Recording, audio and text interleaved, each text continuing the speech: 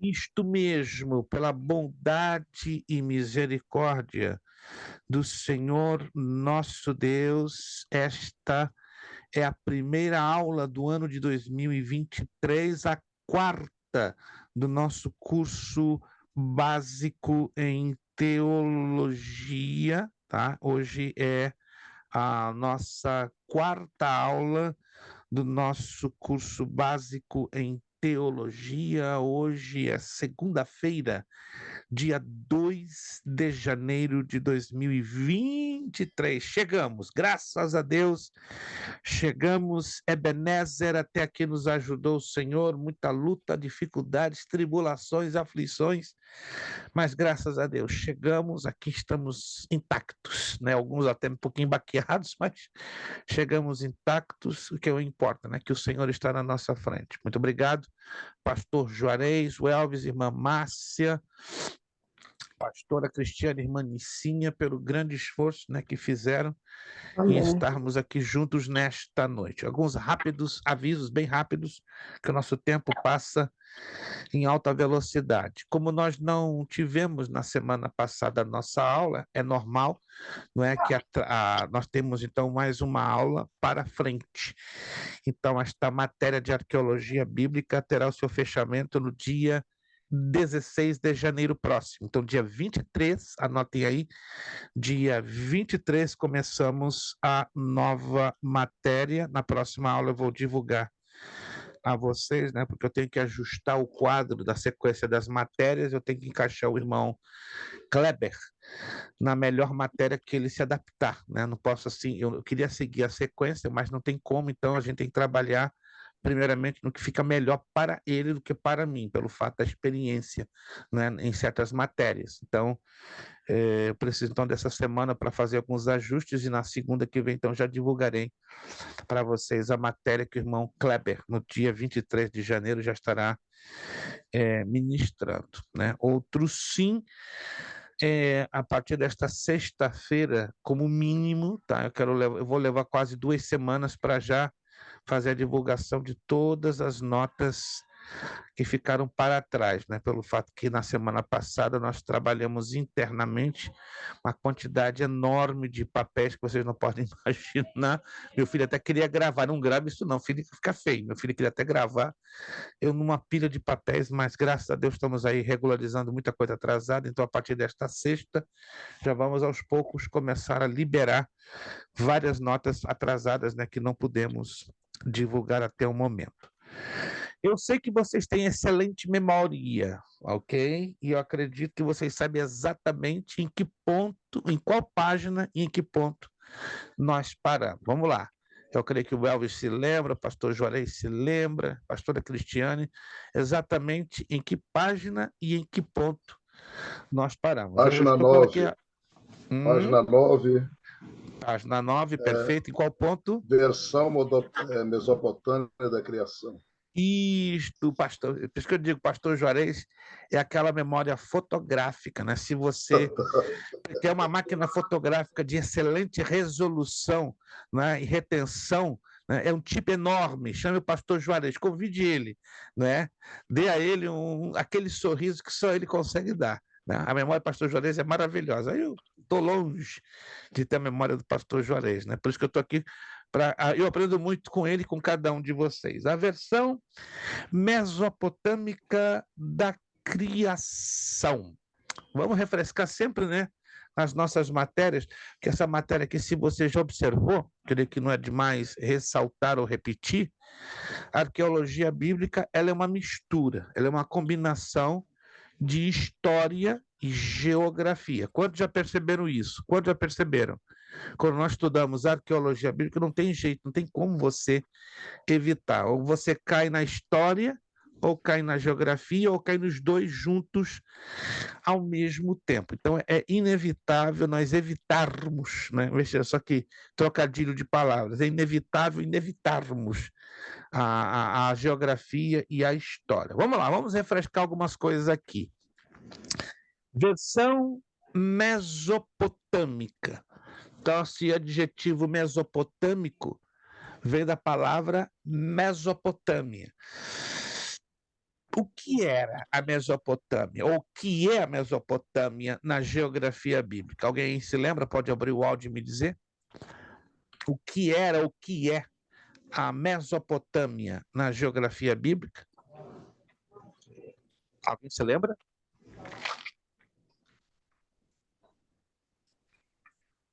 Uma parte de terra entre dois rios?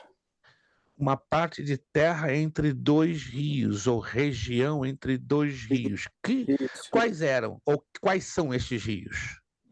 O Tigre e o Eufrates? Tigre e o Eufrates. Eles são mencionados, com certeza, né, no livro do Gênesis, ligado a mais dois outros rios que já não existem. Né? Eles foram extintos com o passar do tempo, com a erosão do vento e outros fenômenos. Então, além do Tigre e do Eufrates, que é mencionado na Bíblia, temos dois outros ligados, né, intimamente com o Tigre e o Eufrates. Lembram-se dele? Nós falamos da última aula. Se você pôde assistir, né, a gravação da última aula, você vai se lembrar. Ou se você anotou em algum lugar, também vai se lembrar. Ninguém está se lembrando dos outros dois rios? Seria Fison, seria um? Fisson seria um e o outro. E o outro... É a terra que tem muito ouro. Lembra que nós falamos? O outro é a terra que tem muito ouro. Ávila, que é o atual território da Arábia Saudita. Perfeito, vamos lá então. A versão mesopotâmica da criação, isso quer dizer uma versão que se aprende estudando a história da Mesopotâmia. A descoberta do relato da criação. Olha que interessante isso aqui, ó. George Smith, funcionário do Museu Britânico, traduziu os documentos da biblioteca de Assurbanipal. Em 1875, ele descobre uma parte do relato do dilúvio e comunicou ao jornal The Daily Telegraph sua descoberta. Esse jornal passou a oferecer 1.000 libras esterlinas para que encontrasse o restante do relato. O próprio George Smith encontrou o restante do relato do dilúvio. Além disso, também encontrou o relato da criação. Então, George Smith ele abraçou o desafio. Em 1876, George Smith publica um livro chamado A Versão Caldeia do Gênesis. Vai acompanhando que a surpresa vem na frente. Olha só que interessante isso, né? Que nós imaginamos que somente a Bíblia nos traz o relato do livro do Gênesis, mas lembremos-nos que a Bíblia ela só confirma relatos históricos. Né? A Bíblia não pretende ser um livro de história geral, mas a Bíblia é um livro que também apresenta fatos. Em 1890, Peter Jensen publica sua versão Cosmologia Babilônica. Em 1895, Heinrich Zimmer publica em alemão sua versão sobre a criação, baseado também nos documentos de Assurbanipal. Em 1900, surge a obra Os Sete Tijolos da Criação Mesopotâmica. Seu autor é W. King.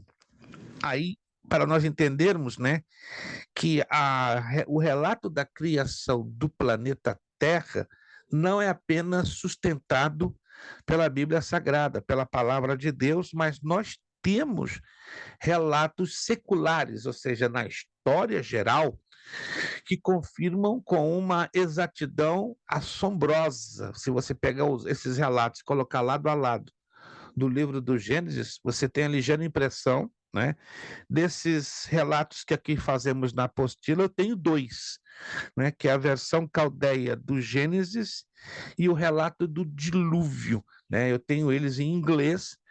Quando você começa a lê-los, dá a ligeira impressão que você está lendo uma parte copiada, né? Vamos assim dizer, ou plagiada do livro do Gênesis. É definitivamente muito impressionante e assusta, né? Aí quando o camarada leu, isso aqui é um plágio. Não, não é um plágio.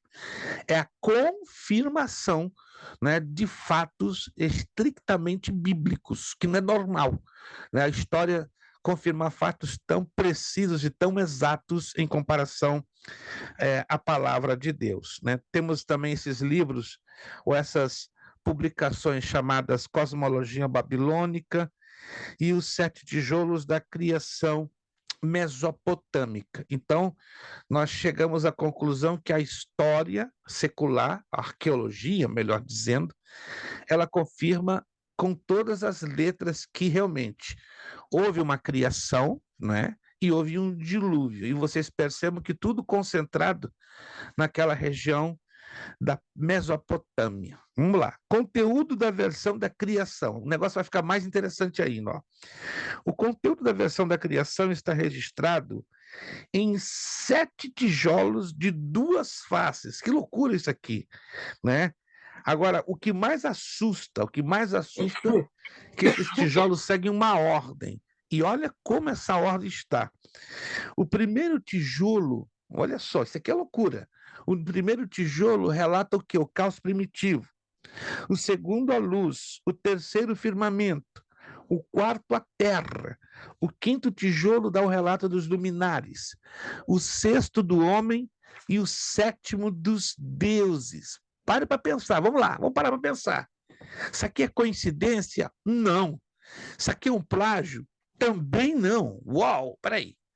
Isso aí é uma reprodução fiel demais, que a arqueologia, ou seja, a história secular, ligado à geografia secular, definitivamente confirmam o Gênesis, ou os 7 dias do Gênesis. Agora, é importante deixar isso muito claro, entende? Que é uma confusão generalizada com respeito à palavra dia. Preste muita atenção, meus irmãos. A palavra dia na Bíblia, só no Antigo Testamento, ela tem 5 significados. Temos que ter muito cuidado, porque é normal, no nosso conceito, pela nossa cultura latina e ocidental, afirmar que dia é um período de 24 horas e that's it.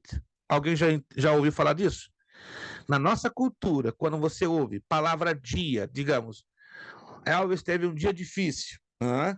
Aí dentro da nossa cultura, essa expressão soa como o quê? Um período de 24 horas. Concordam comigo? Porque a nossa cultura impõe esse conceito.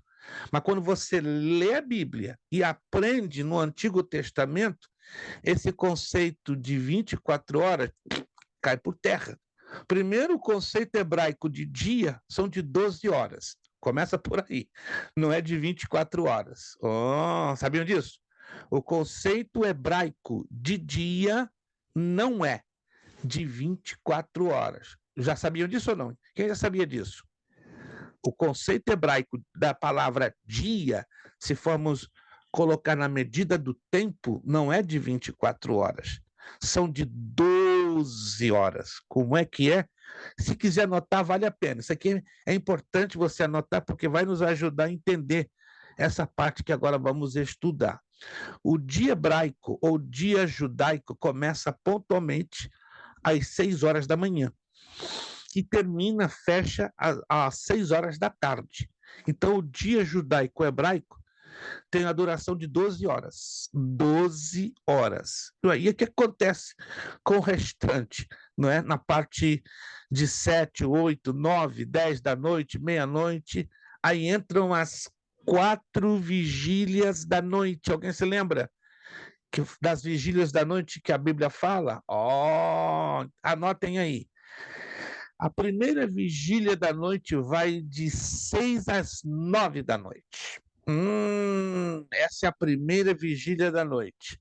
A segunda vigília da noite vai de 9 à meia-noite. Segunda vigília da noite vai de 9 à meia-noite. A terceira vigília da noite vai de meia-noite às 3 da manhã. E a quarta e última vigília da noite vai de 3 da manhã às 6 da manhã. Isto é, as vigílias da noite, elas duram 3 horas. 3 horas certinha. No capítulo 14 do Evangelho segundo Mateus, nos mostra um fato que envolveu Jesus com respeito a uma determinada vigília da noite. Que fato foi esse e em qual vigília? A primeira vigília vai de que hora, pastor?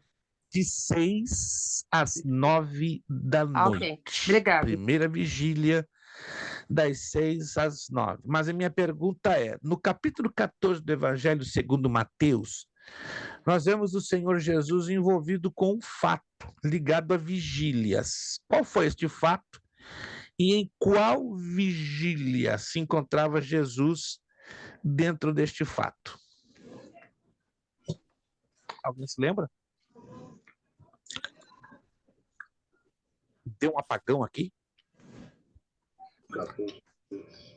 Mateus capítulo 14. Vou repetir de novo a pergunta, fique ligado. Houve um fato em Mateus 14 que envolveu o Senhor Jesus com respeito a vigílias. Que fato foi este e em qual vigília? Parece que Jesus lá no mar, né? No mar da Galileia. Isso, Lá na quarta vigília da noite. caminhando no mar da Na Galileia. Em quarta qual vigília? vigília?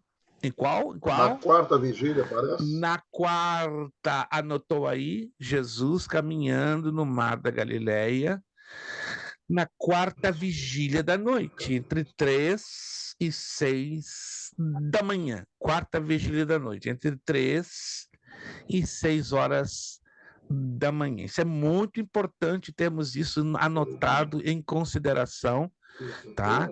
Está lá em Mateus, capítulo 14. Se você encontrar lá, vai encontrar direitinho, né? Chega na quarta vigília da noite, aparece Jesus o quê? Caminhando sobre as águas revoltas do mar da Galileia. Mas o que mais me chama a atenção é isso aqui, ó, Verso gente. 25, pastor. Isso. Evangelho segundo Mateus, capítulo 14, verso 25. O bibliologista pastor Juarez deu a dica e nós anotamos, né? Vamos lá, gente. Vamos analisar isso aqui, o conteúdo da versão da criação. Fale, Alves. Ainda no sétimo aí, porque é repouso do é só repouso de Deus, não? No 7 aí, no 7, vamos dizer, da face dos tijolos aí, né? O sétimo aí fala repouso dos deuses. Por quê? Tinha mais de um deus? No conceito babilônico, sim. No conceito, entenda que estamos falando. Fique ligado, Elvis. Estamos falando de Mesopotâmia.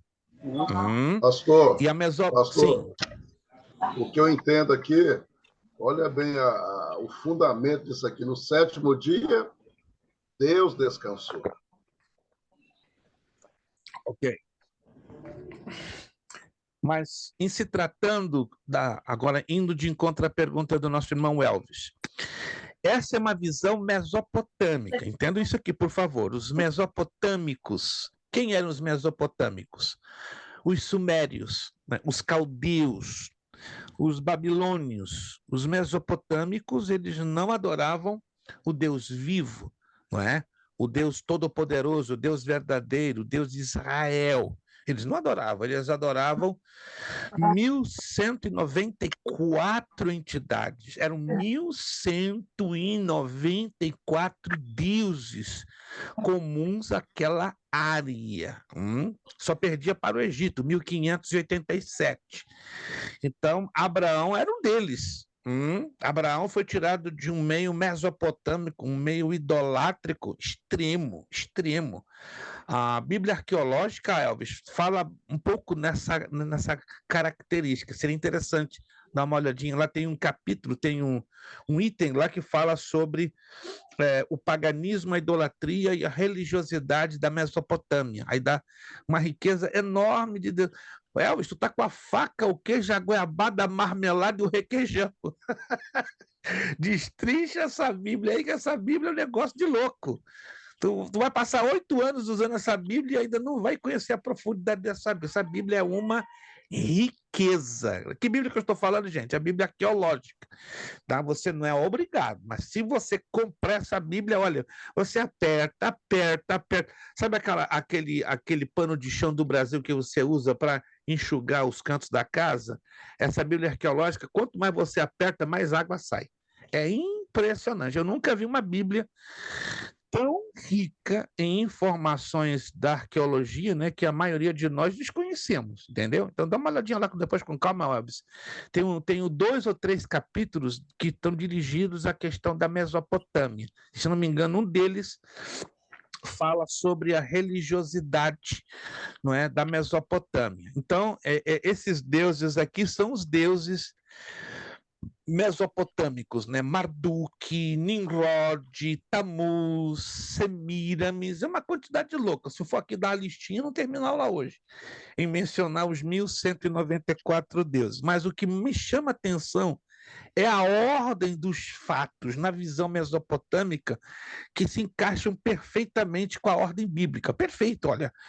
Primeiro dia, caos primitivo, está no tijolo, né, da criação mesopotâmica. O que foi no primeiro dia? Foi a criação da luz cósmica. E disse Deus, haja luz, porque estava o tremendo de um caos. O segundo tijolo, entendeu? Então, no primeiro havia o quê? Escuridão. Mas no segundo, quando Deus diz haja luz, é o segundo dia, que é o segundo tijolo, luz cósmica. Terceiro tijolo, se você olhar pela visão dos 7 tijolos da criação mesopotâmica, é o estabelecimento do firmamento. No terceiro dia, segundo a Bíblia, foi a criação do firmamento. No quarto dia, segundo os tijolos da criação mesopotâmica, foi o aparecimento do planeta Terra. No quarto dia, segundo a Bíblia, foi o estabelecimento do tempo terrestre, quando os luminares foram estabelecidos para governar o dia e a noite, ou seja, o sol, lua, estrelas. O quinto dia fala sobre os luminares, mais especificamente o quinto dia da criação fala do estabelecimento do sol e das entidades que governam o sol. Aí virando a página. A semelhança é simplesmente assustadora. O sexto tijolo da criação mesopotâmica revela o quê? O aparecimento, a criação do homem. E no sexto dia, o aparecimento, a criação, né, de Adão. Mas aonde eu quero chegar, que eu estava falando anteriormente? A palavra dia, no texto hebraico, é Yom, Y-O-M. Yom tem 5 significados no hebraico.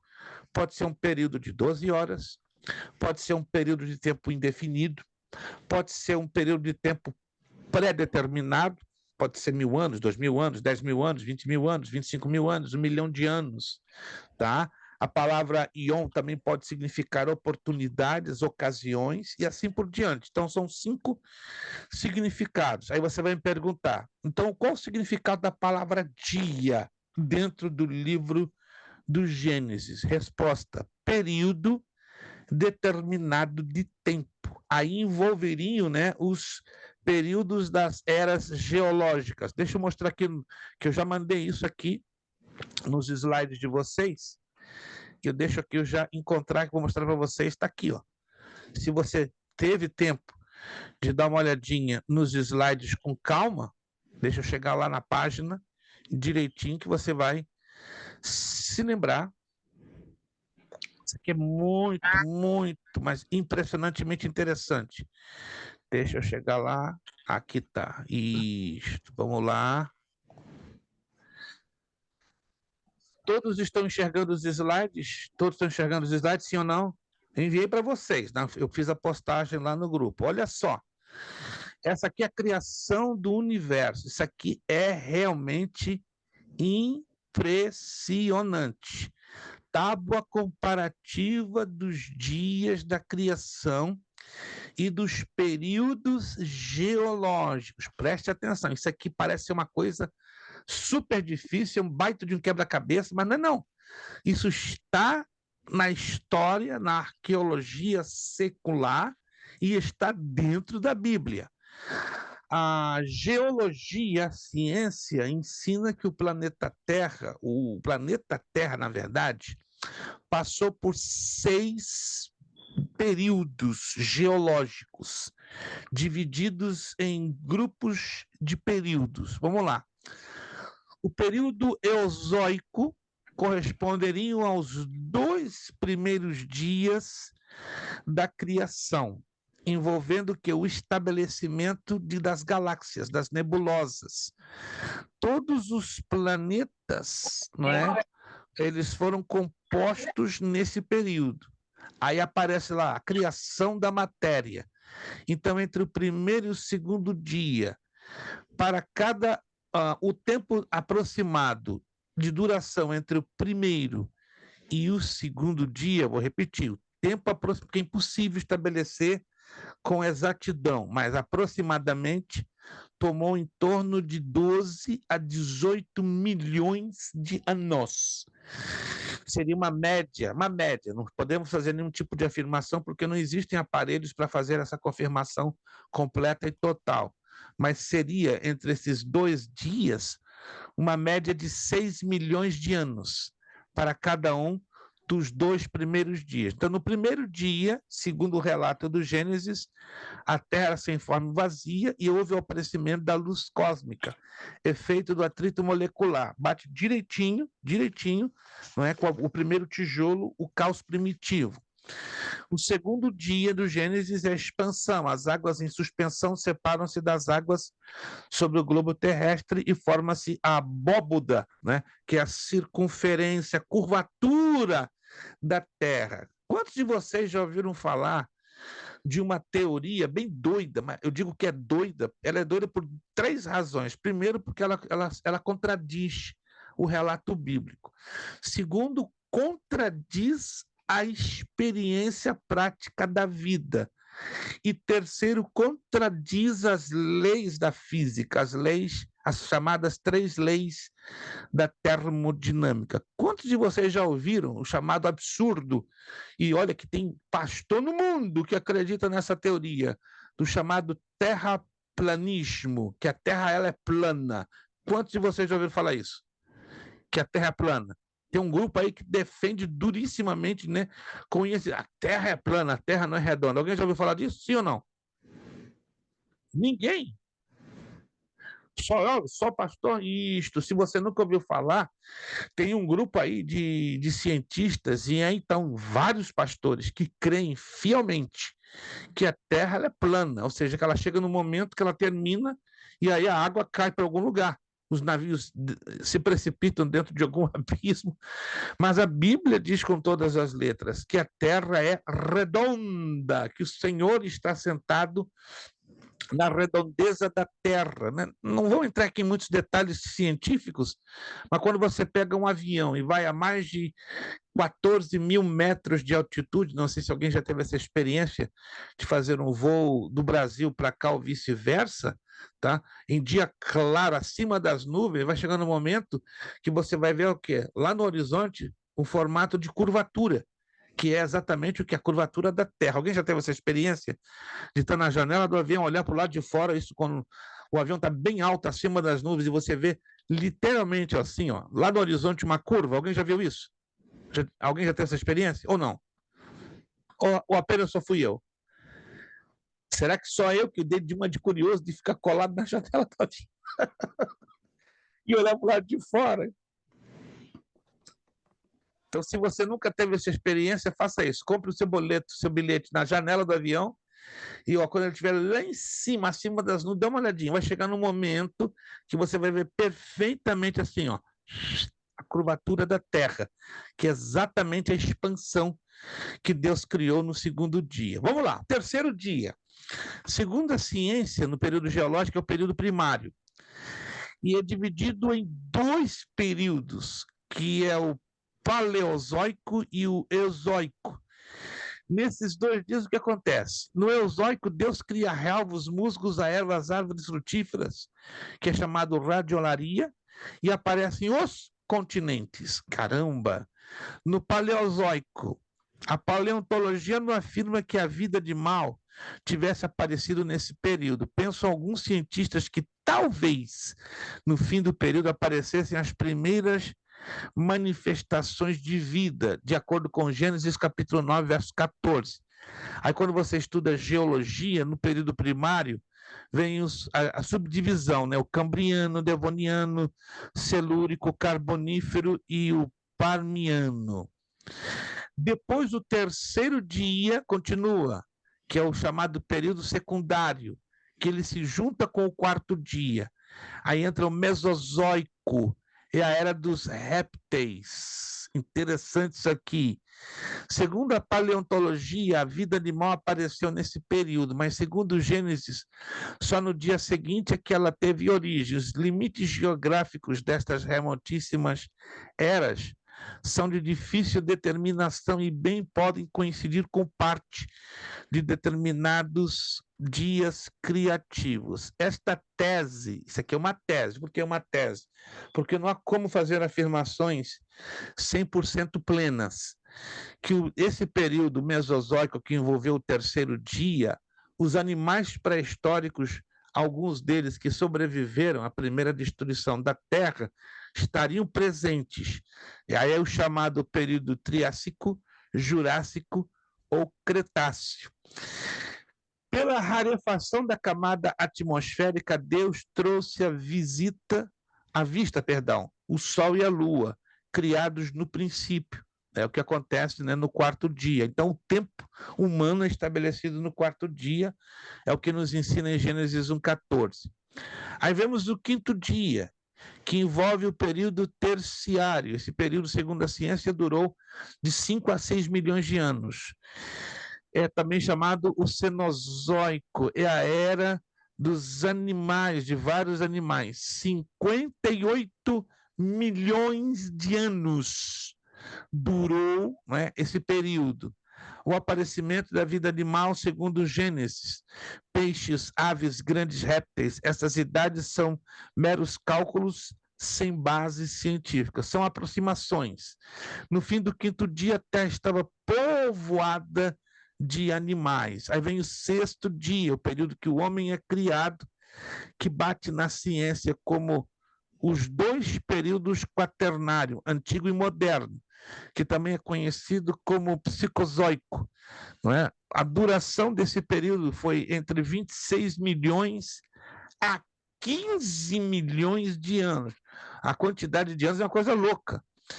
Aí é dividido em duas partes, o Pleistoceno, que durou 11 milhões de anos, e o Holóceno, que é um período recente. O que aconteceu? Idade dos gelos.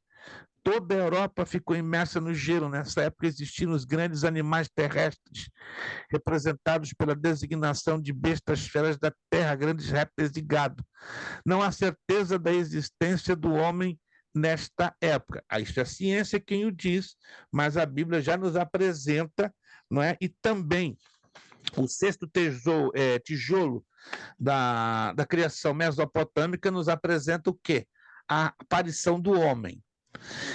Nós temos aqui, isso aqui é muito interessante, ó, a criação e o dilúvio.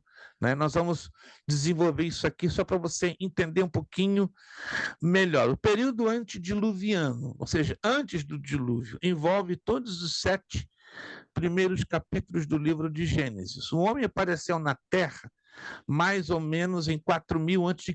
Até o dilúvio foram aproximadamente 1656 anos, de acordo com a cronologia bíblica. Nesse período, não há registro bíblico de idolatria. Muito chamativo, interessante, ó. Até o capítulo 7 do livro do Gênesis, o período, não há nenhum tipo de registro bíblico sobre a idolatria. O dilúvio, sim, foi uma calamidade humana. Diz em Gênesis 6:11, a terra estava corrompida e cheia de violência. Era como que se Deus visse arruinada a sua obra e dissesse que não valia a pena ter criado a humanidade. Porém, Noé achou graça diante do Senhor, era homem justo e íntegro e andava com Deus. Gênesis 6:8-9. Noé, sua família e um casal de cada ser vivente na terra são salvos do dilúvio e repovoam a terra. E aí nós temos o período pós-diluviano, de Gênesis 8 em diante. Os filhos de Noé que saíram da arca foram Sem, Cã e Jafé. Estes foram os filhos de Noé, e destes se povoou toda a terra. É o que nos ensina lá em Gênesis 9, 18 e 19. Inicia-se aí a origem de todos os povos e nações que conhecemos até os dias de hoje. Então tá aqui, ó, formação dos povos e nações. Isso como é importante. Isso aqui para você não esquecer é o crescente fértil. Lembra-se que nós falamos do crescente fértil? Aqui está o rio Eufrates, aqui está o rio Tigre, tá? Então, toda a civilização do planeta Terra começa dentro desta área. Aqui temos a cidade de Ur dos Caldeus, de onde Deus tirou Abraão. Temos Nínive, não é? A cidade que foi condenada a ser destruída, mas Deus levanta Jonas para nela pregar, e aí a cidade toda se converte. E temos a cidade de Babilônia, onde começa definitivamente, né, todo o sítio e toda a fonte de idolatria hoje conhecida no planeta Terra através do seu fundador, chamado Nimrod. Na página 10 você vê aí o sétimo dia, repouso dos deuses, coincide, né, com o repouso do nosso Deus. Deixo bem claro que a palavra repouso, anote aí comigo, repouso, no hebraico é Shabbat, S-H-A-B-A-T, Shabbat. O problema é que esta palavra ela foi mal traduzida quando a versão do Antigo Testamento em hebraico foi colocada no grego. E esta versão foi a conhecida Septuaginta, ou versão dos 70. E qual foi o problema? Que quando os sábios de Alexandria, Egito, trouxeram a palavra Shabat para o grego, ao invés de eles trazerem repouso, não é? Leistomenos, no grego, eles erraram e trouxeram sabaton, sétimo dia. Literalmente. Daí os judeus se apegaram a esta tradição de guardarem religiosamente o sábado por causa de um erro de tradução oriundo, compreendem? Advindo, gerado pela má tradução do hebraico para o grego na versão dos 70. Então, a palavra para repouso é Shabat.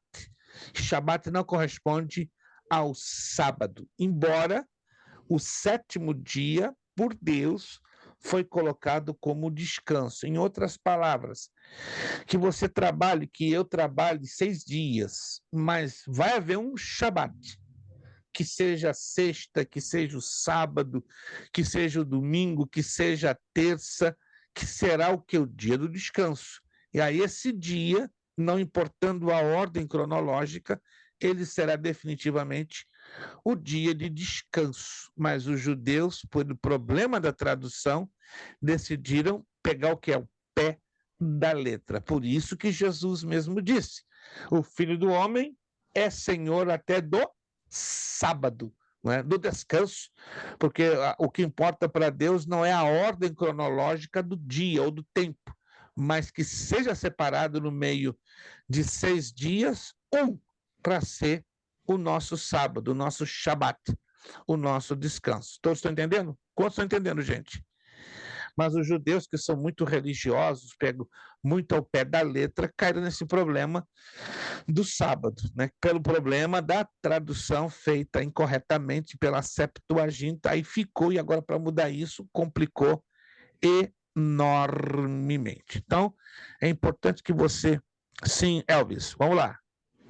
Pastor, um fato curioso aí na criação aí, é que tantos anos que passou, né, para a criação, né, e hoje, se você pegar aí na igreja, pessoas fora da igreja, você deve achar no mínimo aí 95% das pessoas que acreditam que a criação foi assim, 7 dias, mas 24 horas, né? Deus criou 24 horas, criou, segundo dia 24 horas, e você deve achar hoje no mínimo aí, acho que 95% da população hoje no mundo imagina essa forma de criação, mas envolveu tanto Eu vou discordar um pouquinho de ti, Elvis. Não é 95, não. São 98.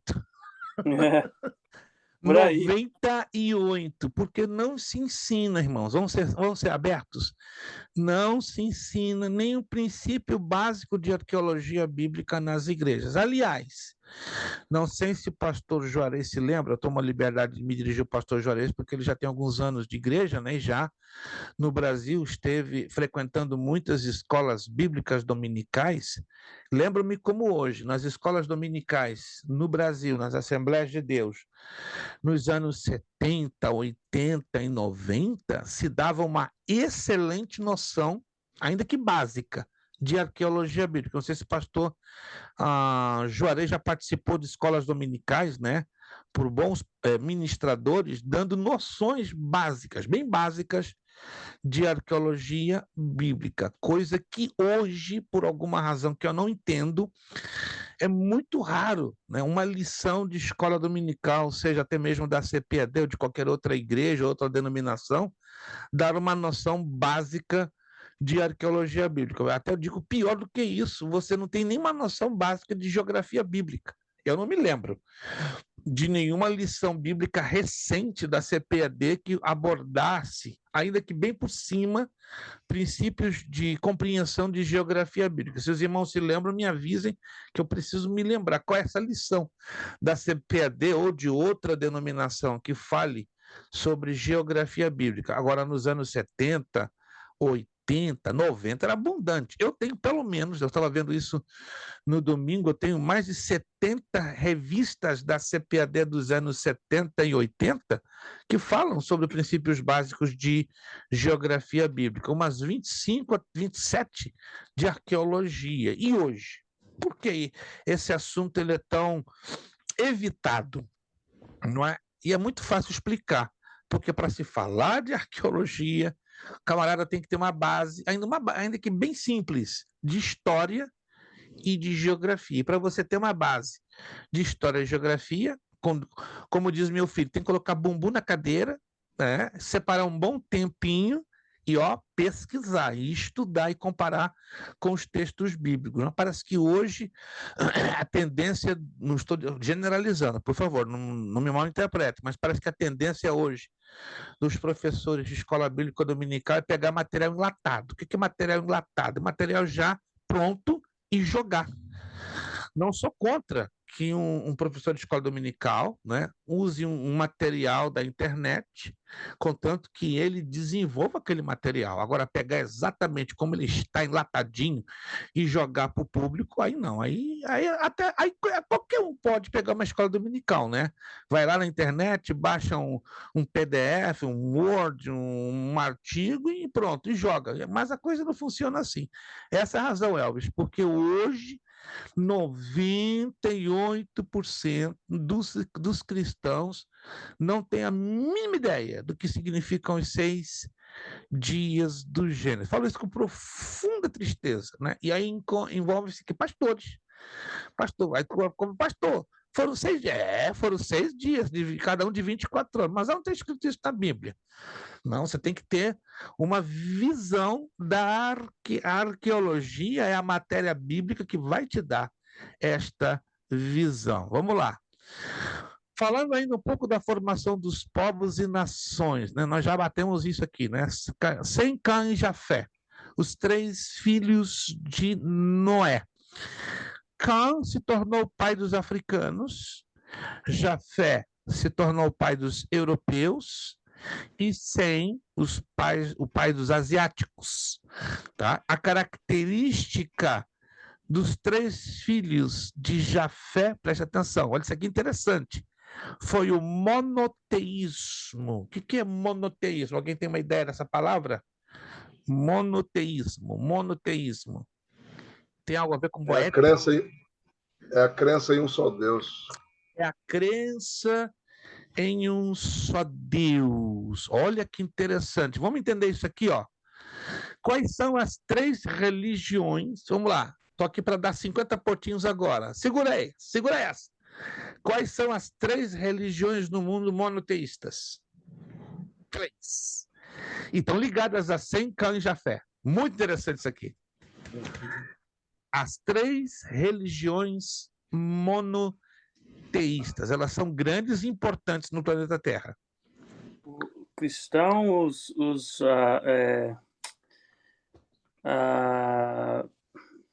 é que fala? Os árabes lá, aqueles... Como se chamam eles?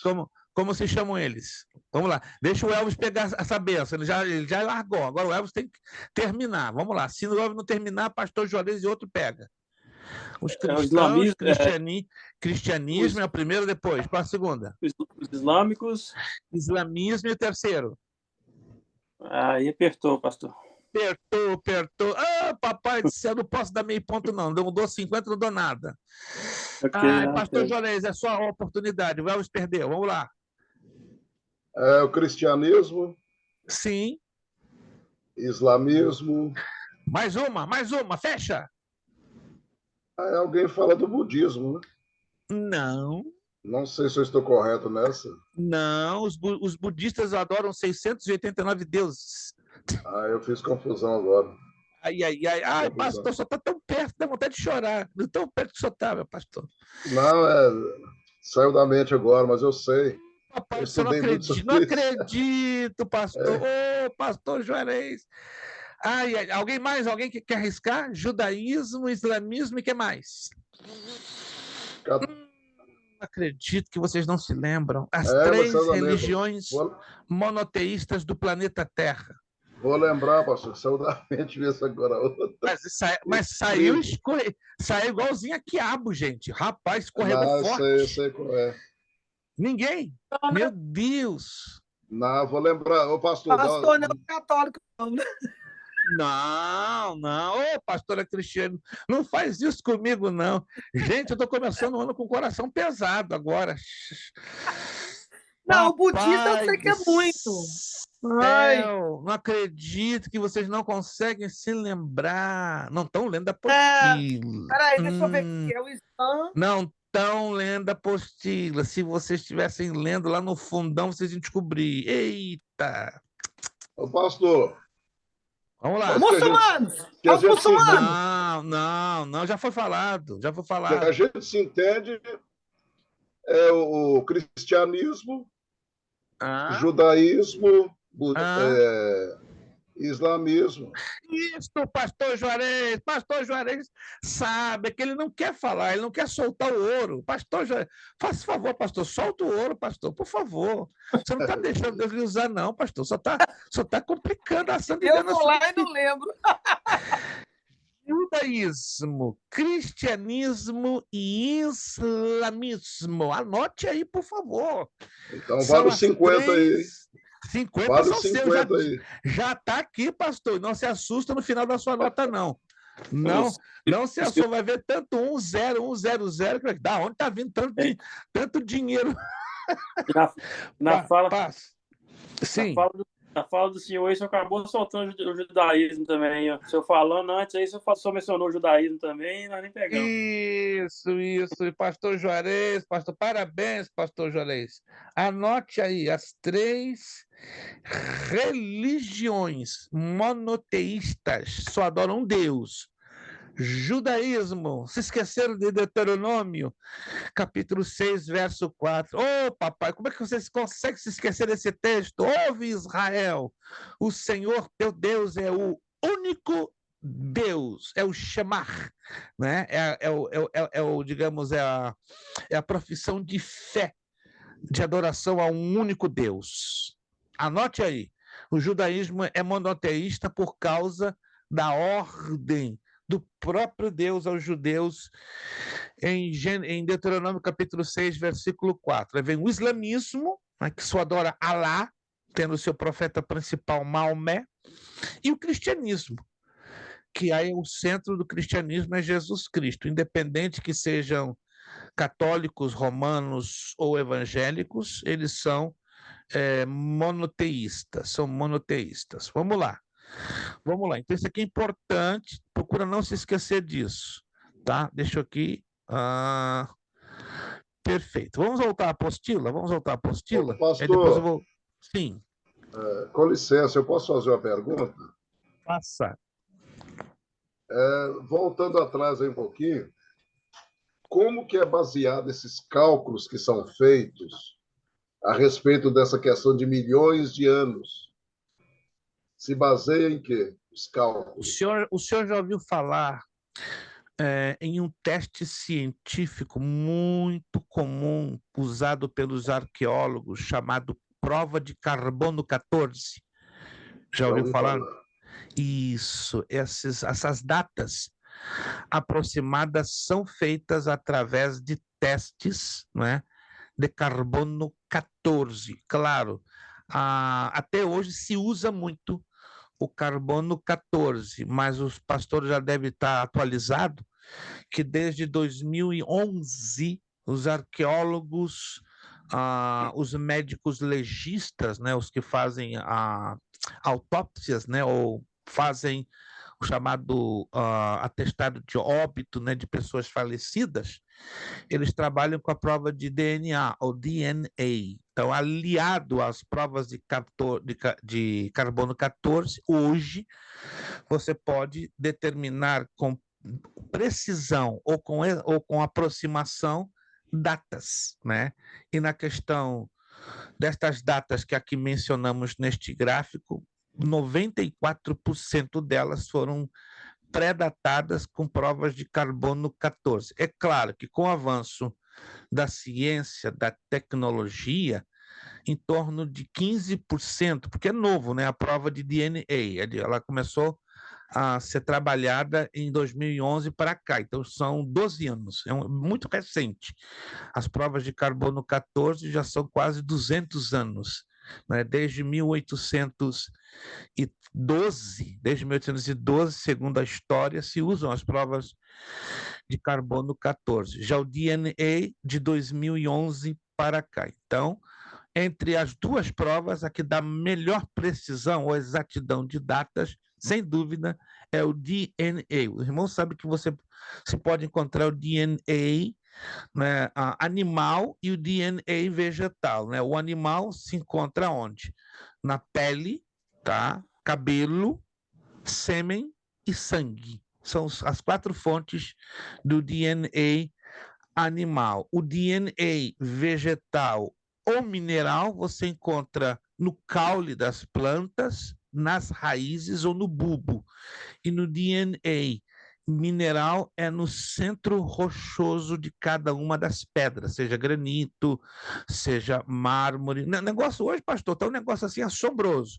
A tecnologia ganhou um avanço tão assombroso que hoje se pode trabalhar com datas aproximadas e até mesmo com datas exatas, mas está se calculando que dentro já de 5 anos, vai haver uma revolução dramática dentro da arqueologia, a qual o DNA vai ser amplamente usado para datar tudo isso que hoje, em alguns casos, temos como datas aproximadas. Ou seja, de hoje a 5 anos, nós vamos saber com exatidão o tempo, se até lá Jesus não voltar, né, o tempo exato da existência do universo, né, que hoje, pelas provas de carbono 14, é de 60 milhões de anos, né, a existência do universo, 60 milhões de anos. Só o nosso sistema solar, 35 milhões de anos. É um negócio de doido, né? Porque é muito tempo para entrar dentro da nossa mente, porque a gente não existia dentro desse espaço de tempo gigantesco. Mas fica tranquilo, irmãos, que na Nova Jerusalém, com o corpo glorificado, vamos passar disso. Milhões, porque nós vamos estar, claro, desfrutando da vida eterna. Vamos lá, página 10. Página 10, continuando. Nas primeiras palavras, estamos ainda falando, né? Eu estou dedicando essa aula de hoje para esse aspecto aqui que é muito interessante. E eu vou postar durante a semana alguns sites e livros que, se você tiver interesse, que falam amplamente este assunto, né? E até se você conhece americanos que têm interesse no assunto, eu vou postar de 2 a 3 livros que você pode comprar até para evangelizar. É muito interessante. Vamos lá. As primeiras palavras com as quais se inicia o relato são enuma elish, quando lá, a seguir o relato, apsu. Olha só, isso tudo dentro dos tijolos mesopotâmicos. Apsu, era o conhecido deus masculino, deus das águas frescas. Tiamat, a deusa feminina das águas salgadas. Os dois geraram diversos deuses que causam muita desordem. Apsu, isso aqui é uma lenda mitológica, mas tem um sentido de realidade muito curioso. Olha só. Apsu resolve, por essa razão, destruí-los. Contudo, um dos deuses, chamado Ea, descobre o plano e mata Apsu. É tudo absurdo que estamos lendo aqui, porque é mitológico, tá? É mitológico. Tiamat, então, decide vingar o marido, porém está sozinha. Para isso, ela cria outros deuses. Esses deuses são liderados por Kingu. Ea, por sua vez, cria Marduk. Olha só que negócio interessante. Para liderar os rebeldes. As batalhas iniciais são favoráveis a Kingu. Diante disso, Marduk é nomeado rei dos deuses. E como rei dos deuses, ele derrota Kingu. Marduk, então, toma as seguintes atitudes. Tiamat é dividido em duas partes. Parte superior, Marduk cria as estrelas, o sol e a lua. Parte inferior, Marduk cria o mundo. Quanto a Kingu, foi degolado, seu sangue misturado com barro, e Marduk cria o homem. Após ter criado o homem, a repouso da divindade, assim termina o relato. Outra versão desse relato é chamada Atarsis. No final do século passado, surgiram críticos da Bíblia que divulgaram o pan-babilonismo, mencionado que a Bíblia é simplesmente cópia das mitologias babilônicas. Contudo, observe a diferença no quadro abaixo. Isso aqui assusta, olha só. Que negócio interessante. No relato babilônico, temos um politeísmo exagerado, muitos deuses, uma quantidade doida. No relato bíblico, um único Deus, monoteísmo. No relato babilônico, nós temos a declaração de deuses mortais, que morrem, podem ser mortos. No relato bíblico, é o Deus eterno, imortal, não tem como matar esse Deus. Virando a página, no relato babilônico, a criação a partir da matéria pré-existente. Já no relato bíblico, a criação a partir do nada, tá? Quando diz lá em Gênesis capítulo 1, no princípio Deus criou os céus e a terra, mas no original em hebraico diz, no início de todas as eras, do nada, o Deus majestoso estabeleceu os céus e a terra, porque a palavra hebraica é bará, criar do nada. Os deuses de poderes limitados são os deuses babilônicos, mas a narrativa bíblica fala do Todo-Poderoso. Por que nós estamos apresentando isso? Porque a semelhança entre ambos. Depois do dilúvio, o relato da criação estaria intacto. Após a Torre de Babel, porém, com a separação dos grupos étnicos, o relato foi adaptado aos novos ambientes e alterados a sua essência. Alô, quem de vocês se lembram? Lá no Antigo Testamento, o deus Moloque. Alguém já ouviu falar deste deus entre os cananeus, chamado Moloque? Moloque é o formato cananeu, mas o formato sumério, babilônico, Marduk. Então, toda a cabeça da feitiçaria que existe na face da terra começa com Marduk. Tá? E Marduk transfere essa autoridade espiritual para quem? Para Nimrod. Porque Nimrod aparece na Bíblia como fundador de uma importante cidade. Alguém se lembra? Qual foi essa importante cidade que Nimrod fundou? Foi na Torre de Babel, né? Babilônia. Babilônia. Procure, então, fazer essa conexão. Marduk é a cabeça de todos os deuses babilônicos. Né? Aí Marduk transfere seu poder para quem? Para Nimrod. Então, Nimrod se torna, depois de Marduk, a principal entidade de adoração entre os babilônios. E ele, consequentemente, é o fundador da cidade de Babilônia. Então, toda a galeria da idolatria babilônica, suméria, caldeia, se estabelece a partir de Nimrod. Mas lembre-se, ele recebe esse poder da parte de Marduk. Por isso que o relato bíblico e o relato mesopotâmico, eles se encaixam de uma certa maneira. Agora, isso aqui é mais assustador ainda. A criação do homem e da mulher. Tudo isso, irmãos, vocês podem encontrar em livros de arqueologia bíblica, né? A Bíblia arqueológica, né, que eu recomendei ao Elvis comprar, fala isso em detalhes. A criação do homem. Olha que loucura. No sexto tijolo da criação encontra-se o relato da criação do homem. Na versão Atarsis, temos que reuniu-se um conselho de deuses que resolveu criar o homem com características divinas. Para isso, um deus é sacrificado, Kingu.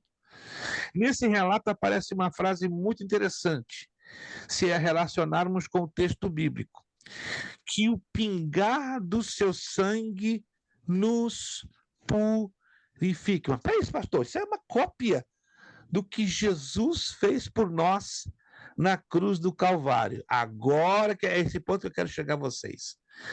Satanás, ele é o usurpador.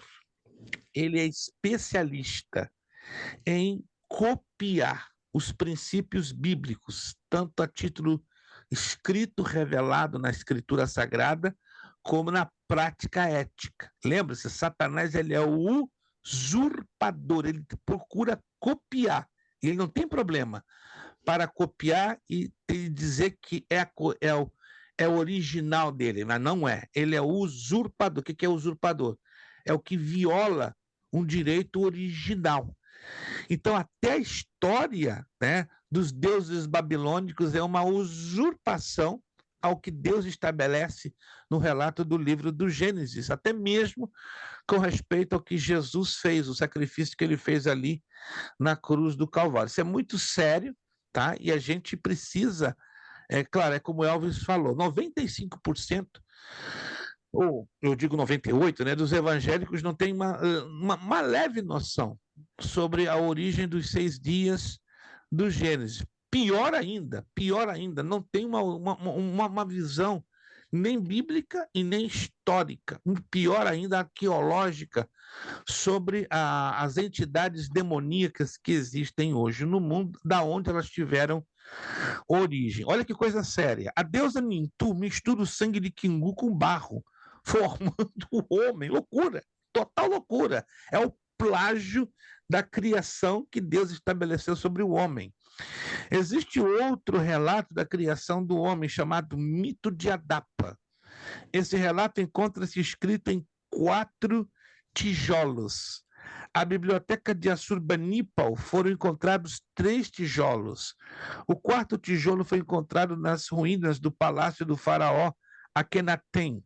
A capital do reino desse faraó era Tel El Amarna. Eu tive o privilégio de, há 38 anos atrás, estar em Tel Amarna.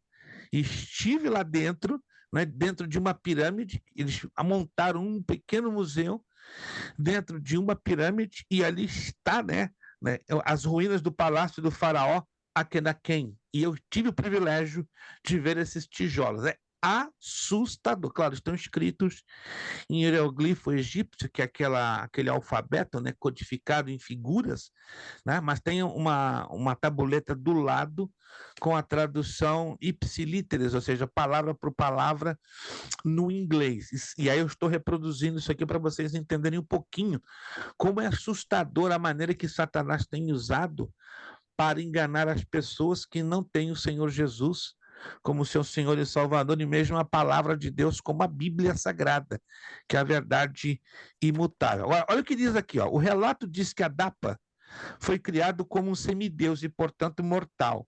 Além disso, ser um semideus é sacerdote pescador. Um dia o vento que soprava virou a embarcação de Adapa. Ele ficou furioso e quebrou as asas do vento. Sendo assim, o vento não podia soprar durante 7 dias. O deus Anu chama Adapa, pois não gostou da sua atitude. Adapa tinha um conselheiro e protetor, o deus Ea.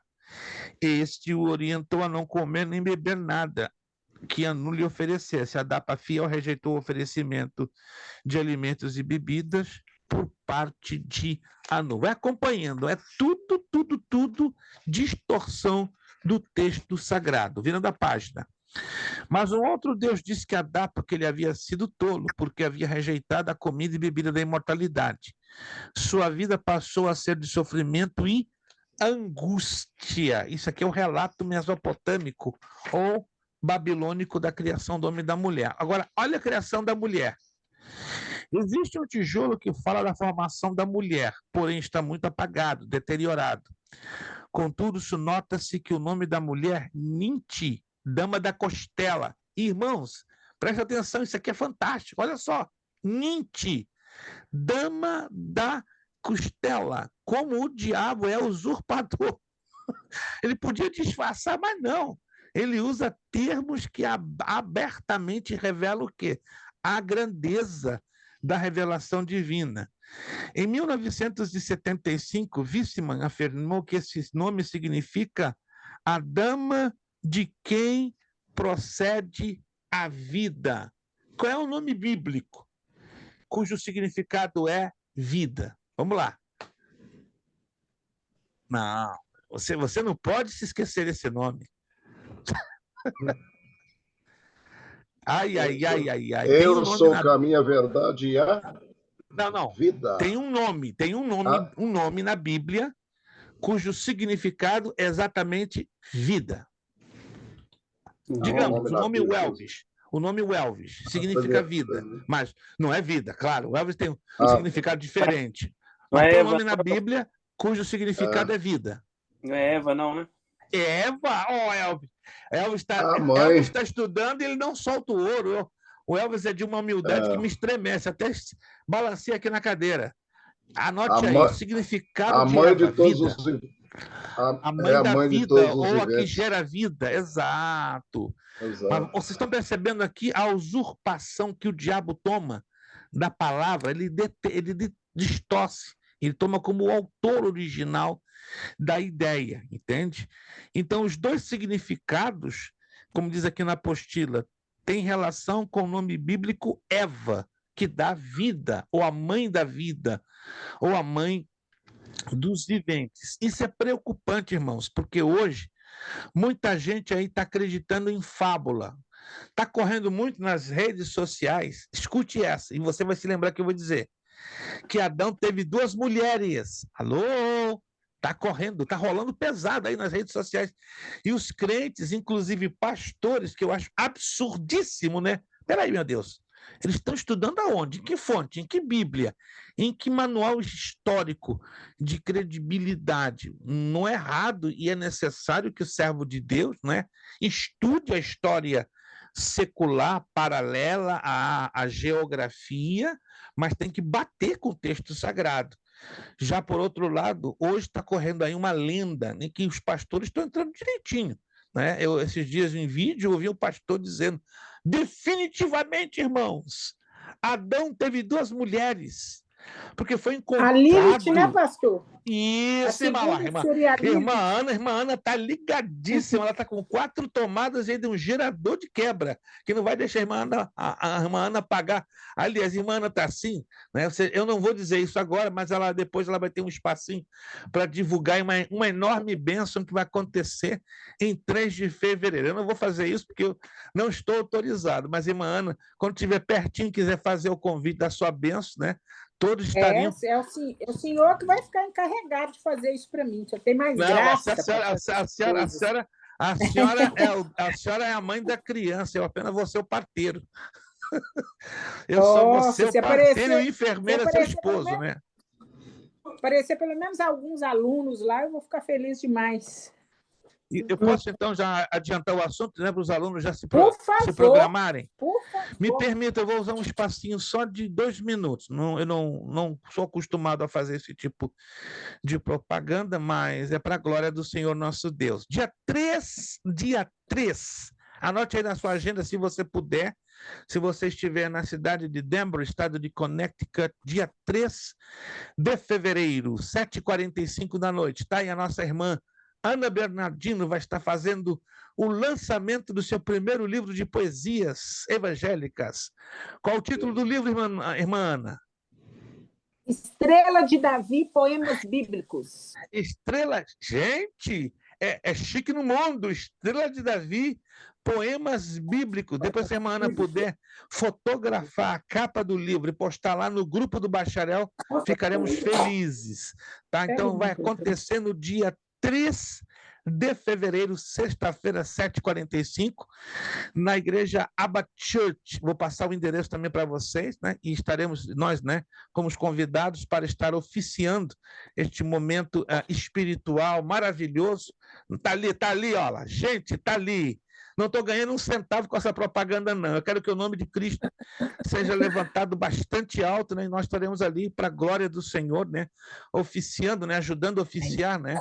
Com vários pastores, servos do Senhor, esta cerimônia que vai ser um culto a Deus de agradecimento e de apresentação deste trabalho com muito esforço, que a irmã Ana Bernardino, né, tem colocado ao longo dos anos, né, e você vai ter esse trabalho nas suas mãos. Então, se você puder e quiser estar, anote aí, sexta-feira, 3 de fevereiro, 7h45, na Abba Church. Eu vou postar um endereço para vocês, né, e ficaremos honradíssimos em poder estar ali com a nossa irmã Ana Bernardino. Eu vou estar com alguns membros da minha família ali, né? Vai ser um momento de muita alegria para a glória do Senhor. Amém? Vamos estar orando para que o Senhor, né, possa fazer um grande mover ali e despertar o povo de Deus a valorizar a poesia evangélica, né, que hoje está tão em desuso, muita gente falando tanta bobagem aí fora, mas quem conhece a irmã Ana Bernardino vai se lembrar, né?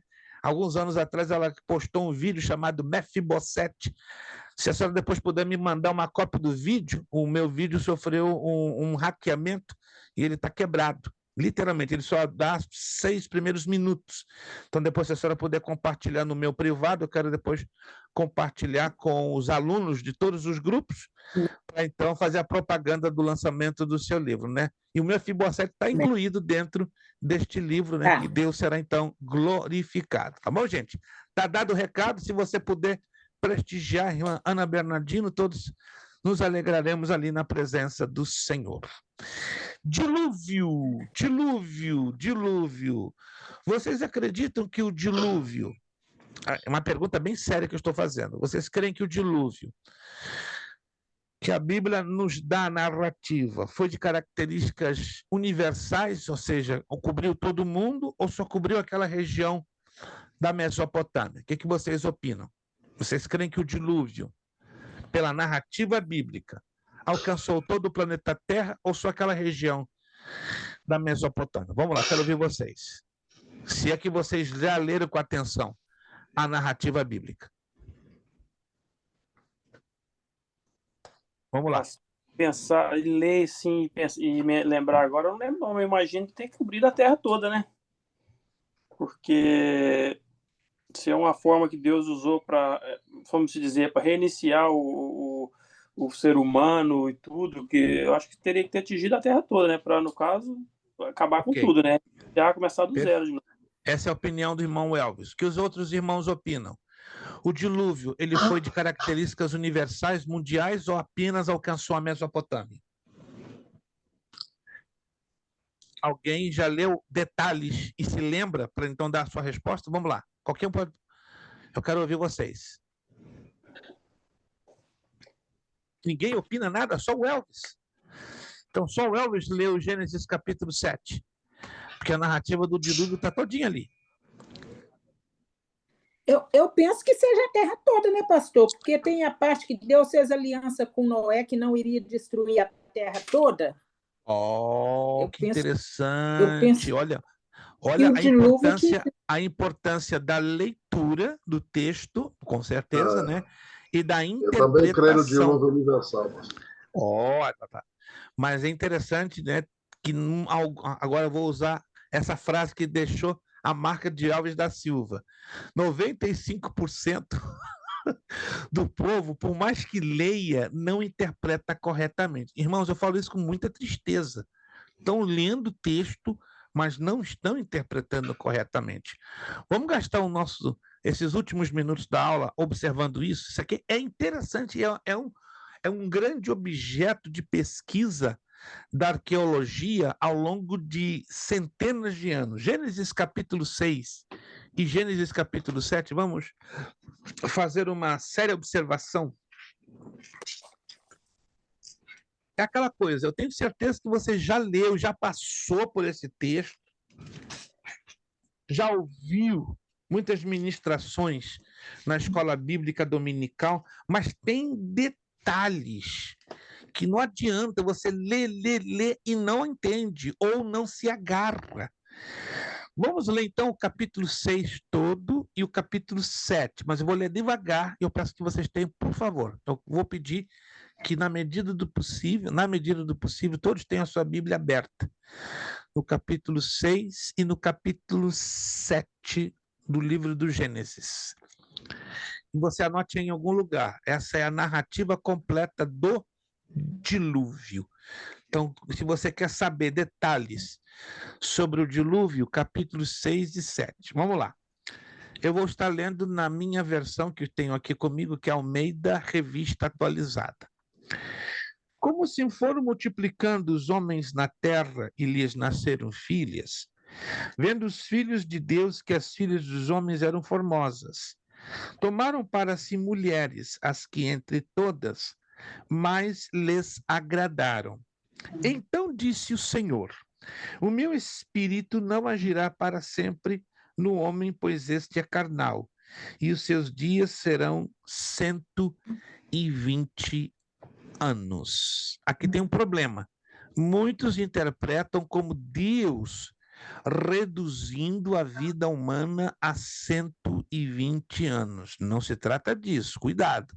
Aqui se trata o tempo que tomaria a pregação do dilúvio. Porque se você ler com atenção, muita atenção, o período da vida humana começa a cair a partir de quando? Do final do dilúvio. E não antes. Antes o homem vivia fácil, 400, 500, 600, 700, 800, 900 anos, como Matusalém viveu 969, mas o problema acontece depois, e não cai a 120. Ele vai progressivo, né? 900, 800, 700, e aí vai até chegar na casa dos 150. Lembre-se que Jacó, alguém se lembra o período da vida de Jacó? Não é um número redondo, é um número ímpar. Estou pedindo muito, né? Você se lembra do tempo da vida de Jacó? É um número ímpar, não é um número par e nem um número redondo. Ninguém se lembra. 147 anos. Pastor, é muito detalhe, eu sei. Com respeito a idades, é um pouquinho difícil você memorizar a questão de idades, porque é uma quantidade enorme de informação que envolve números, e aí fica realmente difícil para a grande maioria. Vamos lá então, vamos avançar. Vendo os filhos de Deus que as filhas dos homens eram formosas, tomaram para si... Bom, essa parte eu já li. Verso 4, Gênesis 6, 4. Havia naquele tempo...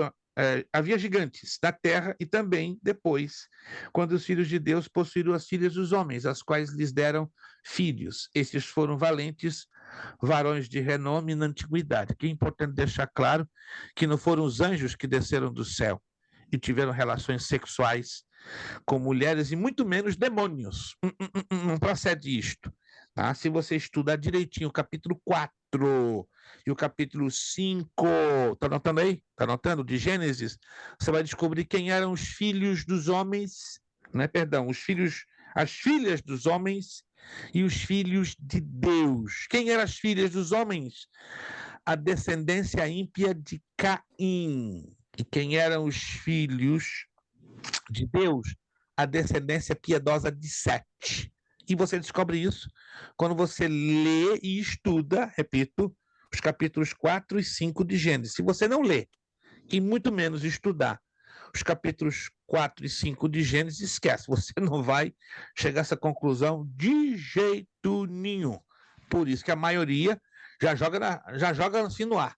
Não, foram essas meninas que tiveram relações com anjos e demônios, daí saíram gigantes. A palavra Nefilim, né? Do hebraico quer dizer mutantes. Então é uma geração genética modificada.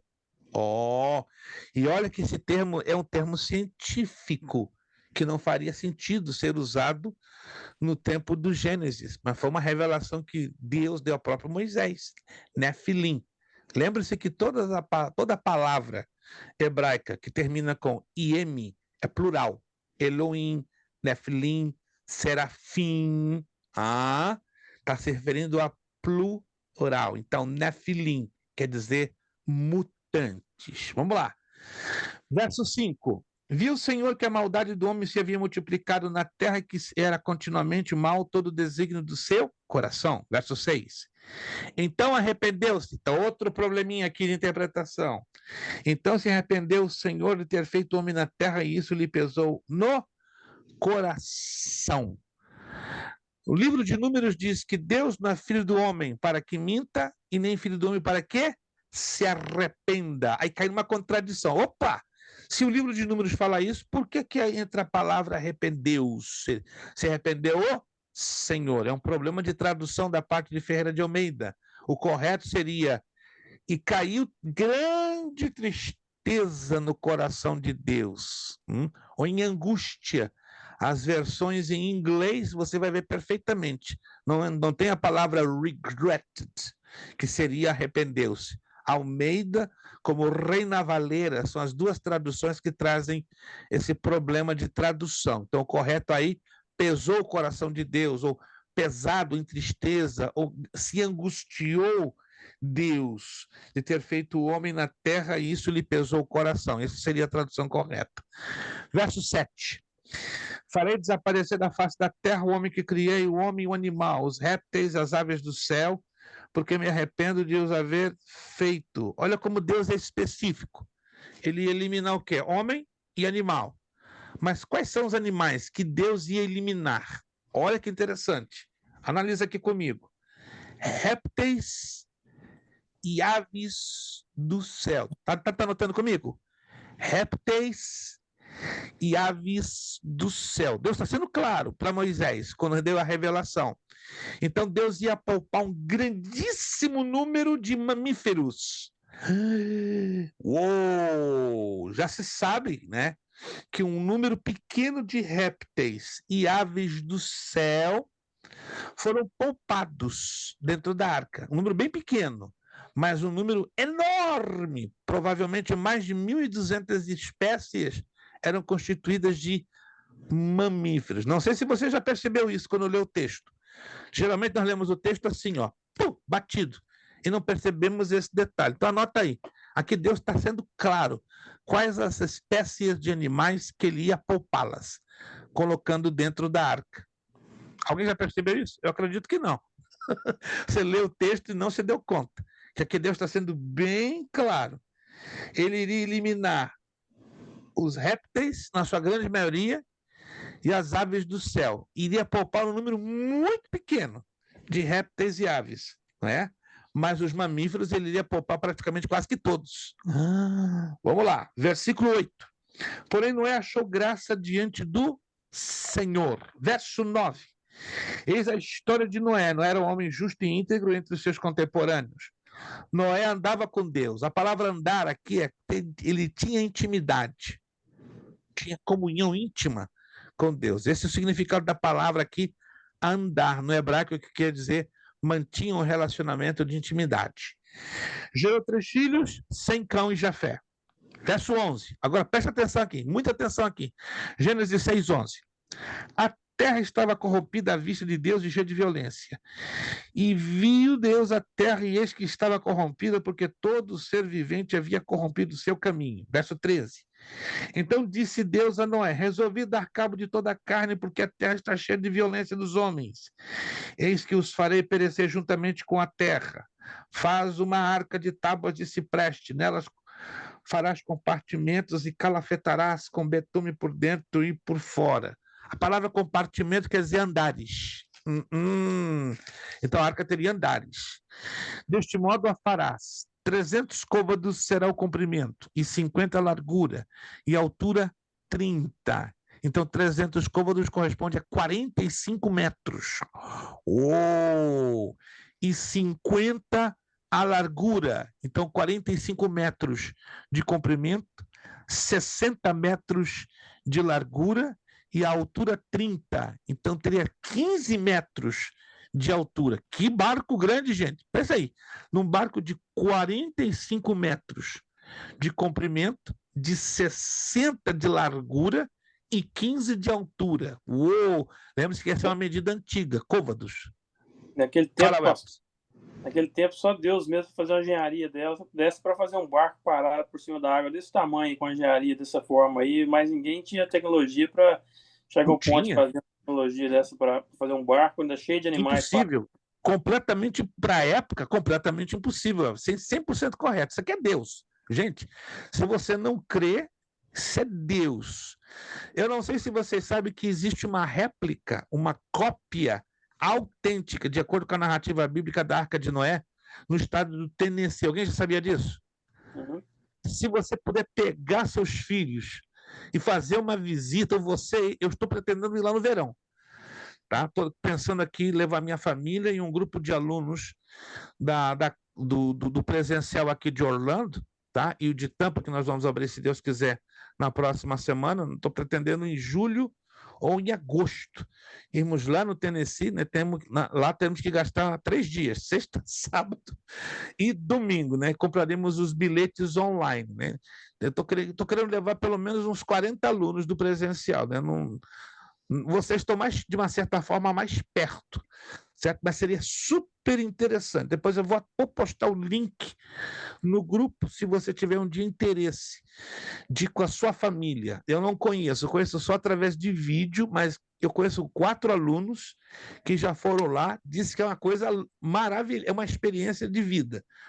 Você fica lá dentro horas e horas e horas, andando lá dentro, a sensação que você está viajando há milhares de anos. E tem os bonequinhos de cera que representam Noé, suas esposas, as suas noras, esposas, filhos. É lindo, gente, é lindo.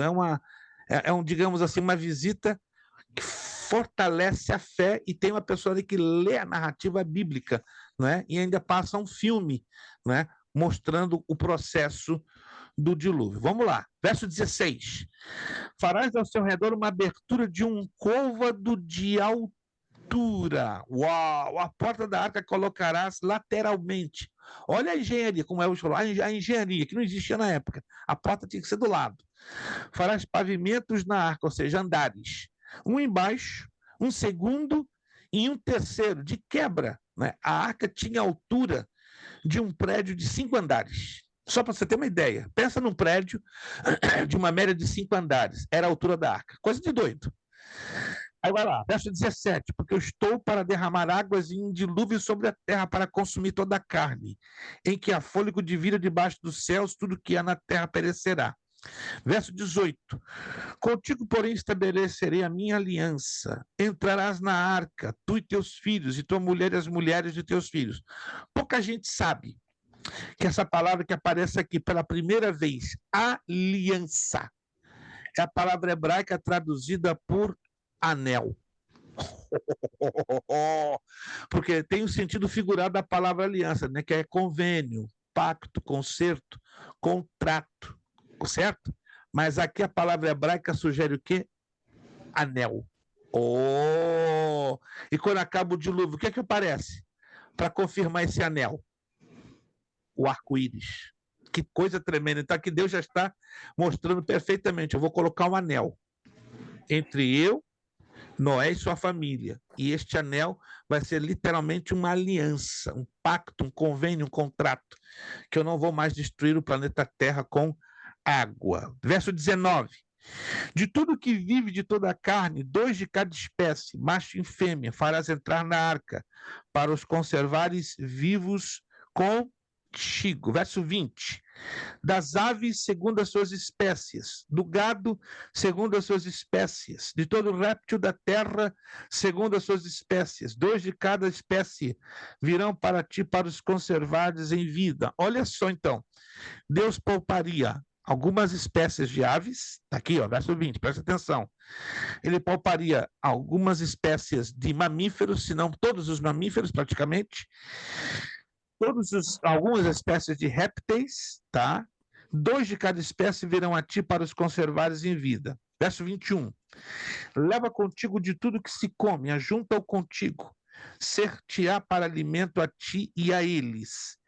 Assim fez Noé consoante a tudo que Deus lhe ordenara. Noé e sua família entram na arca, capítulo 7. Disse o Senhor a Noé: entra na arca, tu e toda a tua casa, porque reconheço que tu tens sido justo diante de mim no meio desta geração. De todo animal limpo, isso aqui me chama a atenção, ó, de todo animal limpo. Então nem todo réptil entrou, porque tem os répteis, segundo o livro de Levítico, são imundos. Então de todo animal limpo levarás contigo 7 pares. Então os animais limpos não eram mais de 2 em 2, eram 7. Olha que Deus específico é o nosso Deus, não é? Macho e sua fêmea. Sim. Porco. Porco, exato, né? Então o porco era de 2 em 2, mas aqui não está falando de limpo, então de limpo era 7. Pois é, eu tô com você, o porco não entrou. Entrou, mas é 2, porque é mamífero.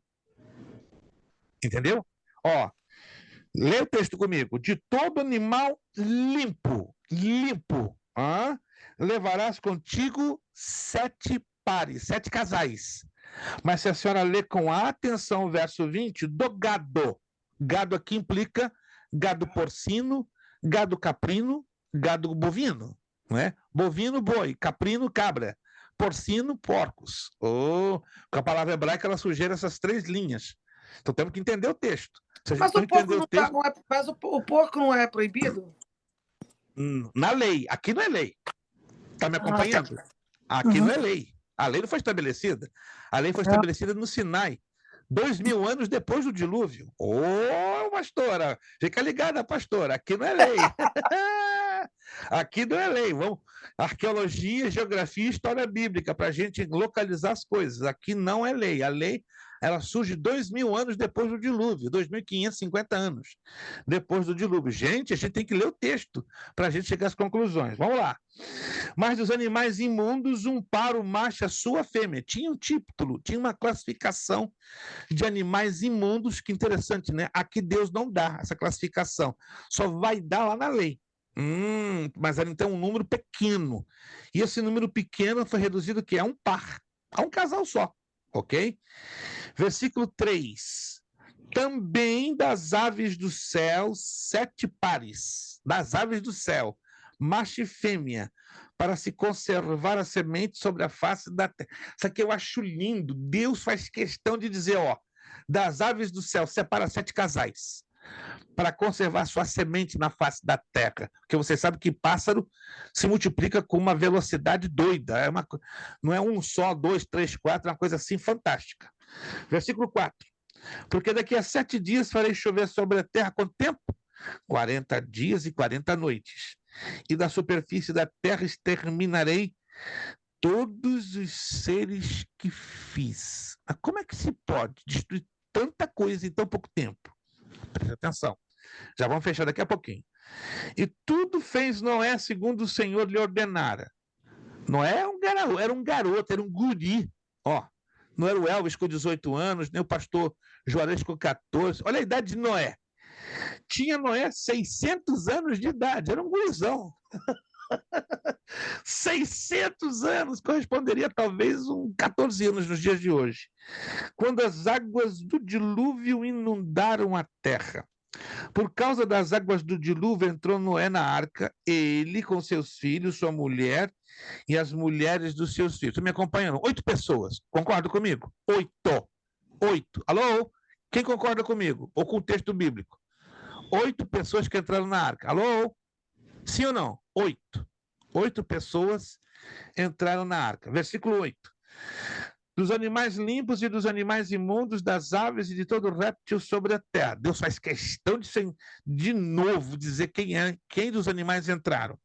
Verso 9. Entraram para Noé na arca de 2 em 2, macho e fêmea, como Deus lhe ordenara. Verso 10. Aconteceu depois de 7 dias. Então a porta da arca ficou aberta o quê? 7 dias, para todo mundo entrar. Olha que coisa linda. 7 é o tempo da perfeição, é a perfeição de Deus.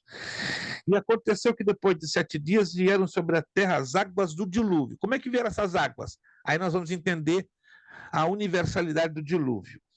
No ano 600 da vida de Noé, aos 17 dias do segundo mês, muita atenção aqui no verso 11, por favor, já vamos terminar em 5 minutos. Nesse dia romperam-se o quê? O quê? Todas as fontes do grande abismo. O que quer dizer isso, pastor? Os lençóis freáticos, os lençóis de águas subterrâneas. E era uma quantidade gigantesca, como existe hoje, não sei se você sabe, debaixo da terra, 30, 40, 50, 60, 80, 100, 200, 300 metros abaixo do nível do solo, tem gigantescos lençóis de água subterrânea. É o que nós costumamos, né, dizer lá na roça, né, os poços artesianos. Quantos conhecem poço artesiano no Brasil aqui? E isso, são chamados lençóis, e a água é geladinha. Alguém já tomou água de poço artesiano? É geladíssima, porque estão lá na profundidade da Terra, uma coisa tremenda. Então, estas águas todas no planeta inteiro, bum! Imagine os poços artesianos de todo o planeta Terra, bum, explodindo ao mesmo tempo. Foi uma doideira. E as comportas do céu se abriram. Então, foi água de baixo e água de cima. Agora a gente começa a entender o quê? Foi um volume gigantesco de águas que saíram do fundo da terra e outro volume gigantesco de água que desceram. Versículo 12, e houve copiosa chuva sobre a terra durante 40 dias e 40 noites. Nesse mesmo dia entraram na arca Noé, seus filhos, Sem, Cã e Jafé, e sua mulher, e suas mulheres, e seus filhos. Eles, todos os animais segundo as suas espécies, todo o gado segundo as suas espécies, todos os répteis que rastejam sobre a terra segundo as suas espécies, todas as aves segundo as suas espécies, todos os pássaros e tudo que tem asa. De toda a carne em que havia fôlego de vida entraram de 2 em 2 para Noé na arca. Era o macho e fêmea que entraram de toda a carne, como Deus lhe havia ordenado, e o Senhor fechou a porta após eles. Na próxima aula, nós vamos falar sobre o dilúvio, aqui na apostila. Aí eu peço que você, por favor, leia de novo, leia na sua casa, com tranquilidade, tá? O capítulo 7, só o capítulo 7 de Gênesis. E aí eu vou mostrar para vocês coisas que vocês nunca viram e está escrito no texto.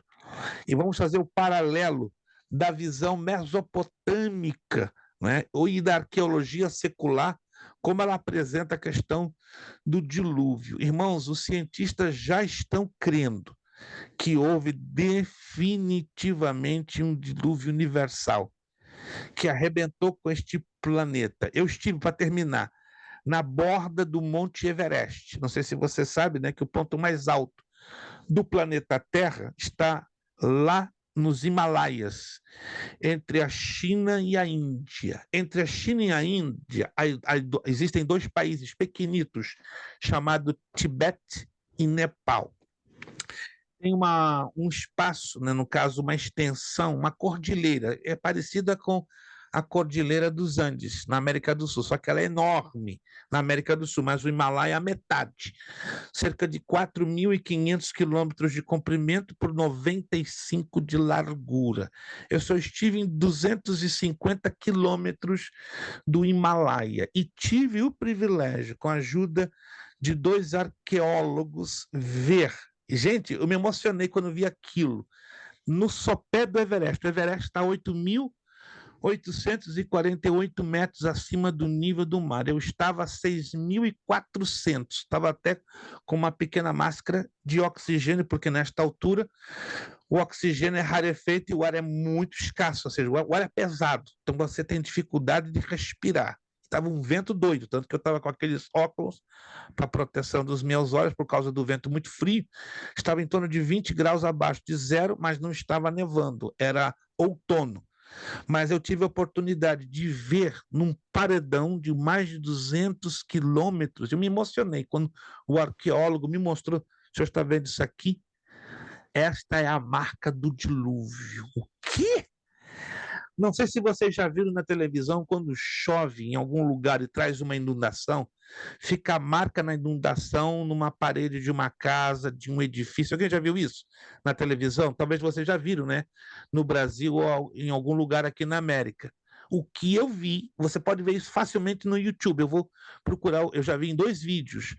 Tem um paredão entre o Tibete e o Nepal que você vê perfeitamente a marca de uma gigantesca avalanche de água que ficou represada ali por dias e dias e dias. É a marca mais evidente que houve o dilúvio. E o que mais assusta, gente, eu vou terminar por aqui, que a Bíblia fala que as águas superaram 7 côvados acima das montanhas mais altas da Terra.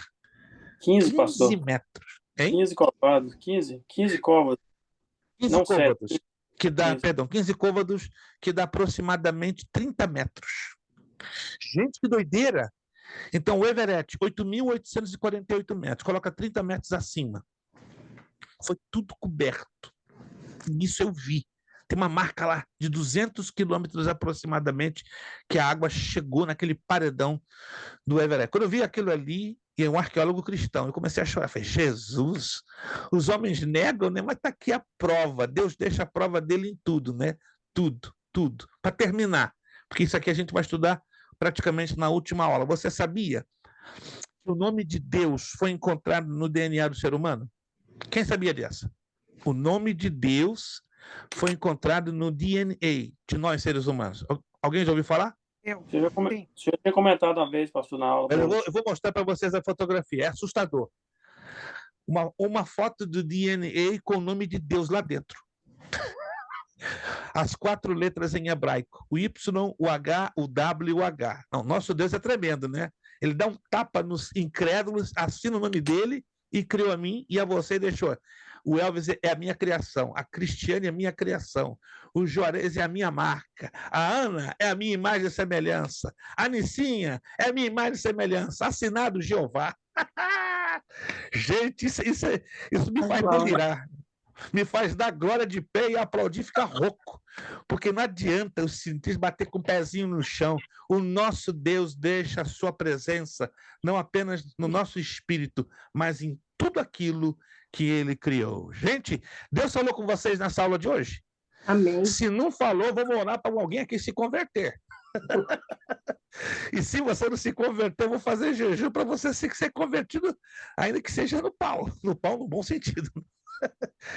Muito obrigado, meus irmãos. Primeira aula do ano, arqueologia bíblica, é um privilégio para a glória do Senhor entrarmos nessas profundidades, né, que infelizmente a maioria do povo de Deus não está nem aí, mas oramos para que Deus desperte, né, os líderes a entrarem na profundidade da Escritura e compreenderem, né, que a Bíblia não é um livro de carochinha ou de historinha de fadas. A Bíblia é um livro muito sério, é um livro que revela o passado, o presente e o futuro. Então, próxima aula, estaremos, se Deus quiser, tendo a nossa quinta aula dessa matéria de arqueologia bíblica, lembrando que esta matéria vai terminar no dia 16 de janeiro, vai ser a última aula, a sexta aula, tá? E dia 23 começaremos, se Deus quiser, a nova matéria do bacharel em teologia com o irmão Kleber Tomás da Silva. Muito obrigado pelo seu esforço, pela sua presença nesta aula de hoje. Deus os abençoe. Um vitorioso ano de 2023. Fiquem atentos que a partir de sexta eu já vou estar começando a liberar as notas finais das matérias até eu fazer a eliminação completa de todas as notas que estou devendo aos queridos irmãos. Parabéns ao nosso irmão pastor Juarez, né, pelas notas. Nossa irmã Ana Santos, né? Vários irmãos aí estão colhendo notinhas, né? O irmão Elvis está feliz da vida, né? Já está isento, mas ele fica na liberdade se quer fazer ou não o trabalho de arqueologia bíblica, né? Já está aprovado por antecipação. Tá bom, gente? Vamos agradecer a Deus. Vamos pedir nossa irmã Ana Bernardino, Ana Santos, né? Nossa irmã Ana tem vários nomes, Ana Santos, Ana Bernardino, não é igual o Luiz Prestes, não, que é só um, Luiz Prestes Macena Filho, né? Então, é só escolher, né? Ou ela é Ana M. Santos ou é Ana Bernardino. Ela deve ter, com certeza, 2 passaportes. Ela que não quer dizer a verdade, né? É natural, né? Ela tem 2 passaportes, então um tem um nome nome e outro tem outro nome, então é um privilégio. Lá entra um, sai com outro passaporte, isso aí é para filha É de um Deus mesmo. solteiro, um de casado, pastor. Olha só, então, o seu de casado é um e o de casado é um. Epa, isso aí é privilégio de poucos, né? Eu não posso ter esse privilégio de ter 2 passaportes com 2 nomes diferentes. Irmão Ana, então, estamos dando graças, não é, pela aula de hoje, a Deus. A irmã Ana vai estar postando, né, por favor, a capa do seu livro aí no grupo. Sim. E, com a sua permissão, estaremos, então, postando a data, o horário e o local do lançamento da nossa irmã. Os que puderem estar lá prestigiando a nossa irmã, amém. Nós estaremos ali para a glória do Senhor, né? Prestigiando esse momento muito lindo para a glória do nosso Deus. Irmã Ana, nos despedindo uma palavra de oração. Amém. Senhor, te damos graça pela oportunidade que nos é dada, Senhor, de aprender a sua palavra. Somos gratos por cada aluno dessa turma. Somos gratos pela vida do nosso professor, pela paciência que tem tido conosco e pelo esforço que ele tem colocado em nos ajudar. Nos dê força e ânimo para chegarmos até o final. Graças mais uma vez por tudo, Deus, em nome de Jesus. Amém. Amém. Nosso lema, seriedade. Seriedade. Compromisso. Compromisso. Disciplina. Disciplina. Seriedade. Seriedade. Compromisso. Compromisso. Disciplina. Disciplina. Seriedade. Seriedade. Compromisso. Compromisso. Disciplina. Disciplina. É necessário que ele cresça É necessário que ele cresça. e que eu diminua. Eu diminua. É necessário que ele cresça É necessário que ele cresça. e que eu diminua. Eu diminua. É necessário que ele cresça É necessário que ele cresça. e que eu diminua. E eu diminua. A Deus damos o quê? A honra, a honra, glória e o poder. Muito obrigado, Deus os abençoe. Dentro de 2 horas está aí a nossa aula postada no grupo. Próxima semana, juntinhos, agarradinhos, 9 de janeiro, permitindo Deus. Muito obrigado, bom descanso. A paz do Senhor. Até a próxima segunda, se Deus quiser. Amém. Muito obrigado. Todos.